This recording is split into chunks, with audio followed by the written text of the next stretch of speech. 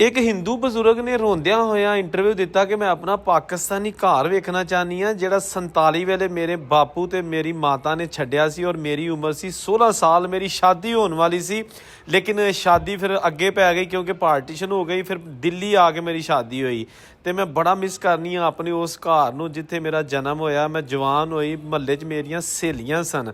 ਹਾਫਜ਼ਾਬਾਦ ਦਾ ਇਹ ਘਰ ਹੈ, ਬੜਾ ਮਸ਼ਹੂਰ ਮਾਰੂਫ ਔਰ ਇਹਦਾ ਜਨਾਬ ਟ੍ਰਿਪਲ ਸਟੋਰੀ ਤੁਹਾਨੂੰ ਵਿਊ ਵਿਖਾ ਰਿਹਾ। ਤੁਸੀਂ ਵੇਖ ਕੇ ਹੈਰਾਨ ਰਹਿ ਜਾਓਗੇ ਕਿ ਏਡੇ ਵੱਡੇ ਘਰ ਜਦੋਂ ਵਾਕਈ ਉਸ ਦੌਰ 'ਚ ਹਿੰਦੂ ਸਿੱਖ ਜਾਂ ਮੁਸਲਮਾਨਾਂ ਨੇ ਛੱਡੇ ਹੋਣੇ ਨੇ ਤੇ ਕਿੰਨਾ ਔਖਾ ਹੁੰਦਾ ਹੈ। ਸਾਡੇ ਵਾਸਤੇ ਤੇ ਸਿਰਫ ਇੱਕ ਕਹਾਣੀਆਂ ਨੇ ਨਾ, ਲੇਕਿਨ ਉਹਨਾਂ ਬਾਬਿਆਂ ਉਹਨਾਂ ਮਾਈਆਂ ਨੂੰ ਪੁੱਛੋ ਨਾ ਪਾਰਟੀਸ਼ਨ ਦੇ ਵਿੱਚ ਜਿਹੜਾ ਉਹਨਾਂ ਜ਼ੁਲਮ ਬਰਦਾਸ਼ਤ ਕੀਤਾ ਜਾਂ ਆਪਣੇ ਘਰ-ਬਾਰ ਮਾਲ ਜੀ ਡੰਗਰ ਸਾਰੇ ਛੱਡੇ ਨੇ ਤੇ ਉਹਨਾਂ ਦੀ ਅੱਖਾਂ 'ਚ ਅੱਥਰੂ ਆਉਣੇ ਸ਼ੁਰੂ ਹੋ ਜਾਂਦੇ ਨੇ ਔਰ ਉਹ ਰੋਕ ਵੀ ਨਹੀਂ ਸਕਦੇ ਉਹਨਾਂ ਨੂੰ। ਇਹੋ ਜਿਹੀ ਵੀਡੀਓ ਲਾਈਕ ਸ਼ੇਅਰ ਤੇ ਜ਼ਰੂਰ ਕਰ ਦਿਆ ਕਰੋ ਤੇ ਕਮੈਂਟ ਵੀ ਕਰਿਆ ਕਰੋ ਤੇ ਚੈਨਲ ਵੀ ਫਾਲੋ ਕਰ ਦਿਆ ਕਰੋ ਕਿਉਂਕਿ ਇਹੋ ਜਿਹੇ ਚੈਨਲ ਇਹੋ ਜਿਹੀਆਂ ਵੀਡੀਓ ਬਜ਼ੁਰਗਾਂ ਦੀਆਂ ਯਾਦਾਂ ਵਾਲੀਆਂ ਨੇ।